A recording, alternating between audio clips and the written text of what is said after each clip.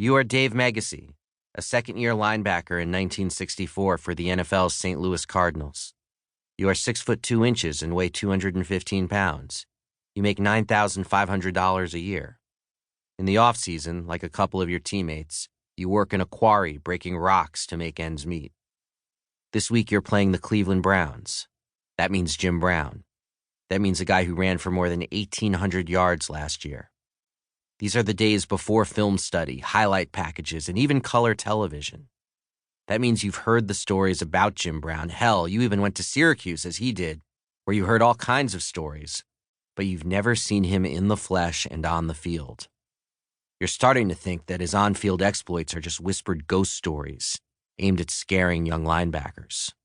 You know that he outweighs you by 15 pounds, but whatever. You're an NFL linebacker. That means you bring the pain. No one brings it to you. Then Jim Brown takes the field, and you have to make an effort not to gasp. It's not the size of Brown, but the proportions. He's as skinny as a wide receiver in the waist, with all of those 230 pounds in his shoulders and thighs. He's just a man, you tell yourself. Just a man. On the first series, Cleveland quarterback Frank Ryan pitches the ball to Brown, who plants his foot and cuts it inside. You see it happening as if in slow motion. You're ready. You slip the tight end and mirror his cut inside to meet Jim Brown head on, and you hit him. You don't just hit him, you really hit him. You put your head down and aim for the center mass, right in between the 3 and the 2 on his chest. Then you black out.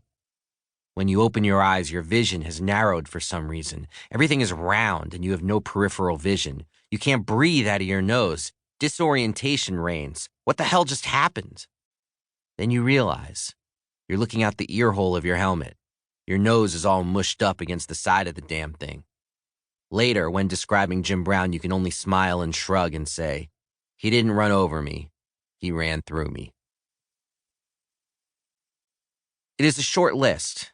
Athletes who are legendary on the field of play and then brave enough to risk the ensuing idolatry for a higher purpose. Muhammad Ali was able to turn the world of sports on its head politically only because he had already staked his claim to greatness by upsetting the unbeatable champion Sonny Liston. Billie Jean King was as principled a political person as we've seen in sports, but her platform was erected on top of 39 Grand Slam titles and the defeat of Bobby Riggs in the Battle of the Sexes match at the Houston Astrodome. LeBron James's recent political statements in support of the Black Lives Matter movement, even if they are less politically bracing than the stinging words and actions of former San Francisco 49ers quarterback Colin Kaepernick, have so much weight precisely because James has cemented his place as one of the finest basketball players to ever live. To understand how Jim Brown was able to make such an enduring political impact, we have to first understand the awe he inspired inside the lines. From the moment he stepped onto a playing field, the operative emotion expressed in describing Jim Brown has been reverence. To be clear, that's playing field, not football field. In a remarkable variety of sports, Brown dominated, a man among boys.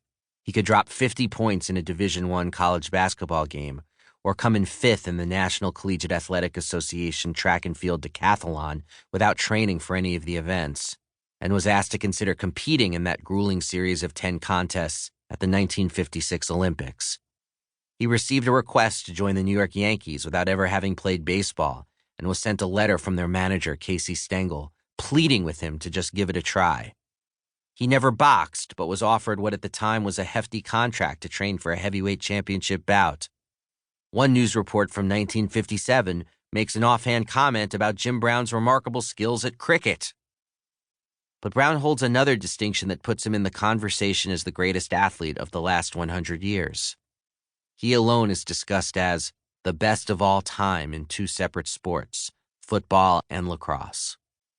Upon Brown's induction into the Lacrosse Hall of Fame, his old Syracuse lacrosse coach, Roy Simmons Sr., a man who had seen decades of players at one of the most storied programs in NCAA history, argued that Jimmy was the greatest he had ever coached.